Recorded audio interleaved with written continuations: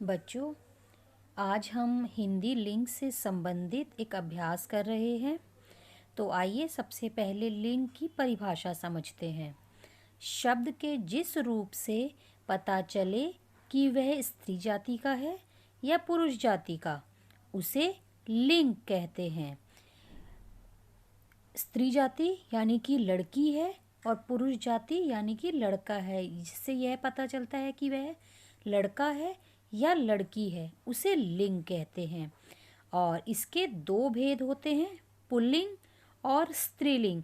यानी कि स्त्री जाति से संबंधित शब्दों को हम स्त्रीलिंग और पुरुष जाति से संबंधित शब्दों को हम पुल्लिंग कहते हैं।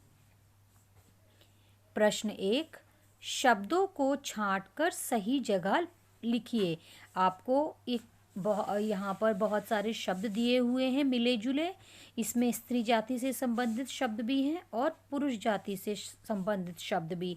नीचे दो कॉलम बने हुए हैं, उसमें लिखा है पुल्लिंग और स्त्रीलिंग। तो ऊपर वाले शब्दों में से आपने छांटकर पुल्लिंग वाले शब्द पुल्लिंग के कॉलम में और स्त्रीलिंग वाले शब्द स्त्रीलिंग के कॉलम में लिखने हैं। सबसे पहले शब्द दिया हुआ है दादा। तो दादा शब्द जो है वो पुरुष जाति का है, पुल्लिंग है, तो इसे हम पुल्लिंग के कॉलम में लिखेंगे, दादा। उसके बाद है माता। माता शब्द स्त्री जाति का है, तो इसे हम स्त्रीलिंग में कॉलम में लिखेंगे। लड़की स्त्रीलिंग शब्द है, तो स्त्रीलिंग के कॉलम में लिखेंगे।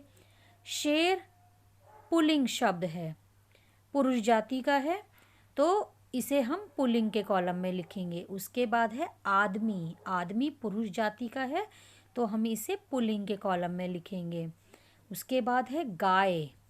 गाय शब्द जो है वो स्त्री जाति का है, तो इसे हम स्त्रीलिंग के कॉलम में लिखेंगे।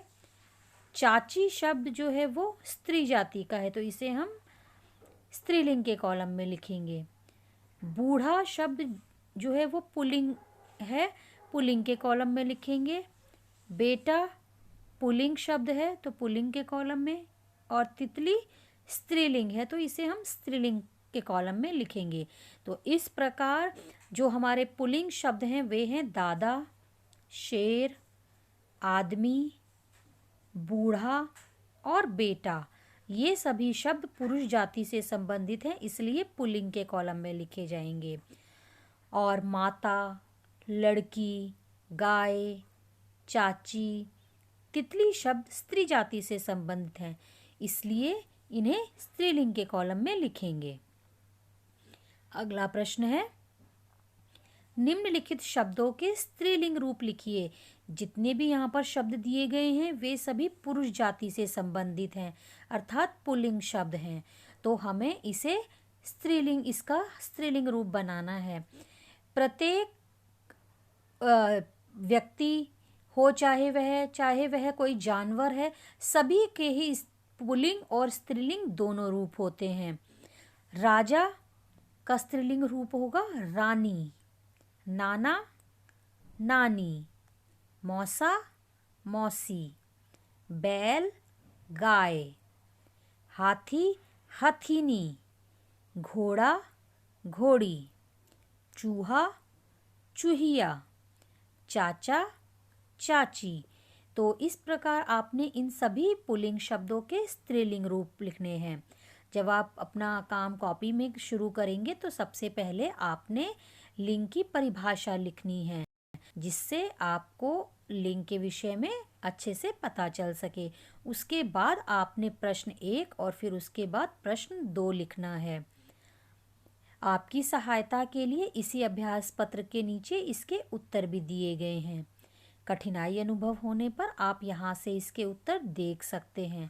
पहले स्वयं कार्य करने का अभ्यास करना है।